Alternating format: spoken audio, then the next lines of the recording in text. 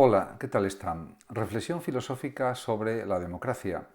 Se puede decir que el Estado democrático de derecho es una conquista de la sociedad ya desde hace varios siglos, pero también hay que decir que desde el punto de vista jurídico se entiende por Estado de Derecho aquel que se ejerce desde el poder político y que se encuentra sometido en todas sus manifestaciones o expresiones a normas jurídicas que responden a determinados valores que aseguran las libertades y derechos de los ciudadanos, en esos valores frente al Estado mismo.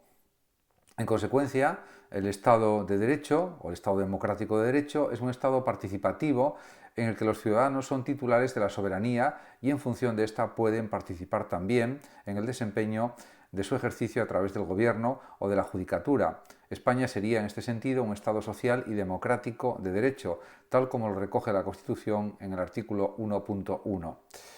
En ese sentido se puede hablar también, por ejemplo, del origen de la democracia directa de Atenas, etc. En cuanto a la definición y estructura de la democracia, en una primera aproximación a la definición de democracia se podría decir que la democracia es un sistema político que garantiza la participación de los ciudadanos en los órganos de decisión política del Estado. Para el sociólogo, por ejemplo, Salvador Ginés, que vivió de 1934 al año 2019, la democracia es, y son palabras de Salvador Giner, el sistema más racional de gobierno en el que la apatía política queda reducida al mínimo y los ciudadanos poseen un grado de responsabilidad, inteligencia y voluntad política poco comunes. Además, también se puede valorar, por ejemplo, la actitud democrática del presidente norteamericano ganador de la Guerra de Secesión en el siglo XIX y abolicionista de la esclavitud en los Estados Unidos Confederados del Sur, que es Abraham Lincoln. Lincoln, que murió en 1865 asesinado, decía que la democracia es el gobierno del pueblo, por el pueblo y para el pueblo. En este aspecto está claro que los componentes básicos de la democracia, sin los cuales no puede hablarse de sistema democrático, son los siguientes: el sufragio universal, la Constitución, la división de poderes, el pluralismo político y la libertad también de expresión. De todas formas, hay que decir que a lo largo de la historia el concepto y la práctica de la democracia han experimentado diversos cambios, transformaciones, avatares, y no se puede hablar de democracia con un solo contenido. Tampoco se puede nadie conformar con una definición escueta. Esto es así porque la democracia es inseparable del régimen político en la que está inserta, de las clases sociales presentes en la sociedad, de la ideología política o religiosa y del desarrollo histórico del país o de la nación. En cuanto al origen de la democracia, la democracia surge en Atenas en el siglo V a.C., etimológicamente significa gobierno del pueblo, demos pueblo y kratos poder, pero desde su origen en Atenas ha ido adquiriendo progresivamente sentidos y formulaciones muy diferentes. Por ejemplo, en la civilización griega la democracia tenía un sentido muy distinto al de la época moderna, al del actual. En primer lugar, una persona, para ser ciudadano ateniense, debía ser nacido en Atenas, natural de Atenas, varón y libre. Por tanto, quien no reuniera estas condiciones no podía participar en el gobierno de la polis de la ciudad. De esta forma, quedaban excluidos las mujeres, los esclavos, los extranjeros y, por ejemplo, durante la República Romana, algunos plebeyos pudieron acceder al Senado, pero se puede decir que el sentido moderno de la democracia, como un gobierno emanado o surgido del pueblo y para el pueblo, como nos decía Lincoln, surge en oposición al antiguo régimen, al régimen del siglo XVIII, el despotismo ilustrado, al régimen absolutista o al absolutismo del siglo XVII, etc. Y se puede decir que el exponente máximo de ese enfrentamiento está de forma muy evidente en la Revolución Francesa del año 1789, que al grito de libertad, igualdad y fraternidad, que son los principios éticos por antonomasia, cuestionó la vieja nobleza aristocrática que gobernaba a sus siervos, amparándose unas veces en la pureza de la nobleza de su linaje y otras en una suerte de mandato divino. A partir de los avances posteriores siguieron también demandándose más derechos, sobre todo a partir del siglo XVIII y XIX, y por supuesto también en el XX, y también es cierto que hay distintos modelos de democracia. En ese sentido, puede decirse que el término democracia es polivalente, es decir, necesita ir acompañado de un adjetivo para que tenga una definición clara y precisa y saber, por tanto, de qué tipo de democracia se está hablando. No es suficiente definir a la democracia como el gobierno del pueblo. Así es como se puede hablar de democracia económica, obrera, burguesa, orgánica, representativa, directa, social, política, etc. Si nos atenemos únicamente al criterio del tipo de participación, podremos agrupar los modelos de democracia existentes en los siguientes tipos. Por una parte, democracia directa, que es la aplicada en la antigua Grecia.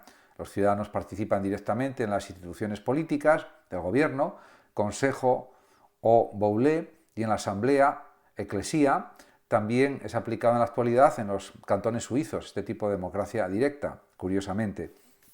Y por otra parte, en segundo lugar está la democracia representativa, en la que se ejerce pues un poder en los estados modernos y los ciudadanos eligen en votación a sus representantes en las instituciones del Estado, Parlamento, autonomías, ayuntamientos, etcétera, que diríamos que ostentan la representación y toman las decisiones en función de la orientación política de los ciudadanos y de la propia orientación política del propio partido al que pertenece cada diputado, cada senador, etc. Realmente se puede hablar también de democracia y derecho. La democracia, en principio, no es un fin en sí mismo, sino un medio para alcanzar el bienestar social y también individual dentro de un régimen político. En este orden de cosas está claro que el orden democrático o juego democrático, como se tiende también a denominar algunas veces, no sería posible sin la existencia de unos derechos reconocidos, capaces de dar sentido precisamente al sistema de gobierno democrático. Se pueden distinguir de esta manera derechos civiles, derechos políticos y derechos sociales. Los derechos civiles se refieren al individuo en cuanto a persona, libertad de pensamiento, de expresión, de reunión, de enseñanza, de religión, así como de libertad en todos los sentidos. En segundo lugar están los derechos políticos, que se fundamentan en la participación de las personas, en tanto ciudadanos, en el ejercicio de la elección y participación política mediante el uso de las instituciones diseñadas para tal finalidad. Y en tercer lugar están los derechos sociales, que se fundan o se fundamentan en garantizar al ciudadano el derecho al trabajo, a la salud, al estudio, a la vivienda, etcétera, etcétera. En cuanto a la democracia e igualdad, pues está claro que la igualdad es un valor esencial de cualquier régimen democrático y se puede decir también que es una de las reglas fundamentales de la participación democrática y del juego democrático. En ese aspecto, la igualdad constituye indudablemente al ciudadano con los mismos derechos y deberes sin diferencia de clase, raza, cultura o religión, como es lógico por otra parte y como es racional pensar. Existe además una igualdad social que ampara y protege al individuo, al ciudadano, basándose en la responsabilidad y en la justa elaboración y aplicación de las leyes, del ordenamiento legal.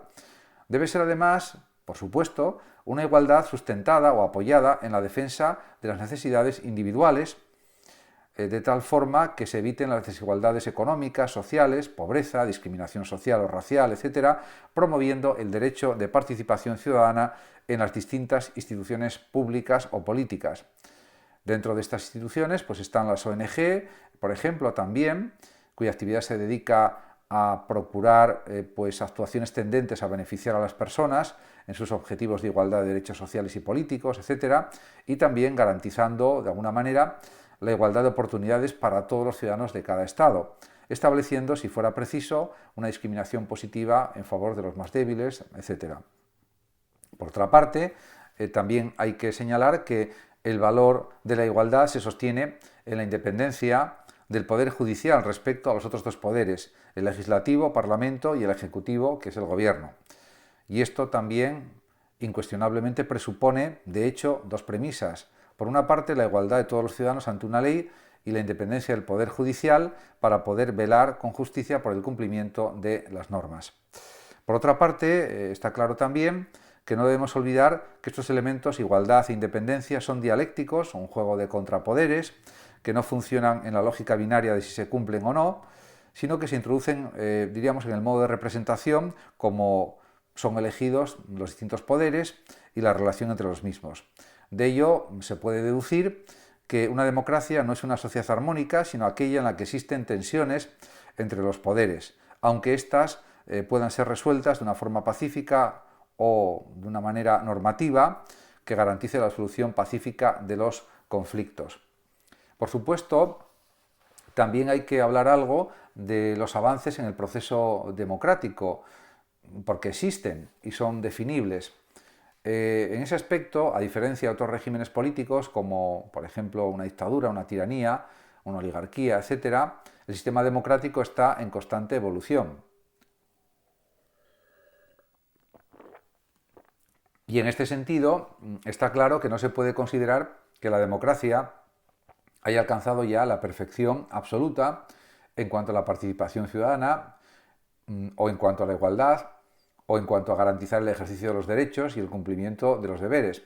Por el contrario, es un sistema imperfecto, el sistema democrático, que está sujeto a vaivenes de las fuerzas políticas del momento, al riesgo de fuerzas políticas de signo autoritario, también, desgraciadamente, a los oscuros intereses de grupos de presión, poderes financieros, religiosos, ideológicos y militares, denominados en el argot político poderes fácticos, poderes de hecho, y a otros factores que conviene tener también en cuenta o tener presentes. Por tanto, la democracia debe estar siempre en vela para garantizar en el ámbito individual, social y político el cumplimiento de los principios democráticos.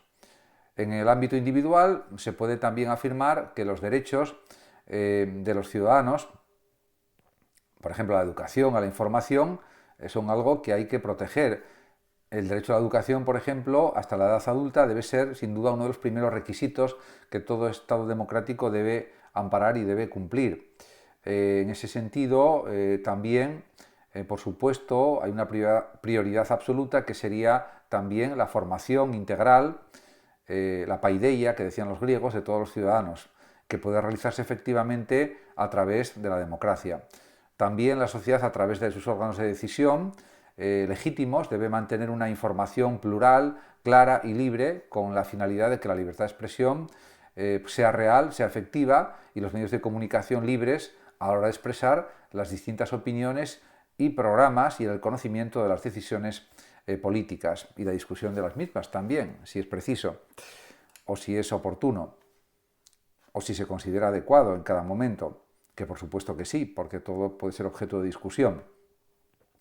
También se puede decir que en el ámbito social, la democracia debe plantearse la superación del abismo respecto a la desigualdad económica. El sistema económico vigente, mayoritariamente en las sociedades occidentales, el liberalismo económico globalizado, no procura una igualdad económica real en las sociedades democráticas y mucho menos en las no democráticas. Ello se traduce o se expresa en conflictos entre las clases más desfavorecidas y en la protesta y exigencias de aquellas instituciones sociales vigilantes que ven cómo el sistema democrático no logra hacer efectivo sus derechos. Y eso pues, es un problema del neoliberalismo capitalista salvaje, del neoliberalismo global, que en ese sentido es negativo para muchos ciudadanos, porque diríamos no se defienden realmente los derechos económicos y sociales y de libertad individual de los ciudadanos en muchos casos, ¿no? Por otra parte, en el ámbito político, la democracia debe garantizar también, como es algo natural y entendible, la participación efectiva y real de los ciudadanos. La democracia, por tanto, debe regirse no solo por los mecanismos de control parlamentario y judicial, que sí también, por supuesto, sino también por las diversas organizaciones de ciudadanos, ONG, sindicatos, especialmente, etc. Por otra parte, el mismo Estado democrático pues debe involucrar a todos los ciudadanos en el cumplimiento de los deberes y obligaciones, alejándose de la anomia y también del desinterés político, del pasotismo político, etc. Pues solo desde la responsabilidad compartida por todos los ciudadanos se puede realizar el ideal democrático de sociedad, un ideal solidario, de libertad, de igualdad en lo posible, etc. Sherry Arnstein, por ejemplo, elaboró lo que denominó la escalera de la participación. La escalera original cuenta con 8 peldaños, aunque existen otras versiones. Los más altos representan un mayor grado de poder de la ciudadanía, los peldaños inferiores se consideran modelos de participación engañosa. En ese aspecto, pues por supuesto, hay que intentar conseguir por todos los medios un denominado estado del bienestar, que supone que, como concepto, la percepción del Estado va unida o va ligada a posiciones políticas de signo progresista, en la cual se considera, de una manera indudable, que los sectores sociales más desprotegidos han de recibir, como es lógico, por parte del Estado, el auxilio necesario para que sus miembros puedan llevar una vida digna. Además, el estado del bienestar también es, pues, indudablemente una reacción del liberalismo contra la expansión del marxismo y de las revoluciones comunistas. Pero de todas maneras también hay un enfoque del estado del bienestar que puede ser de corte pues, social liberal o social democrático, la socialdemocracia, por ejemplo, que también procura que haya un estado del bienestar. En cualquier caso, eso es lo que corresponde para que haya un Estado lo más justo y lo más solidario posible. Y sobre todo que proteja a los más débiles en la sociedad, que eso es un objetivo irrenunciable. Muchas gracias a todos por su atención y hasta mi próximo vídeo.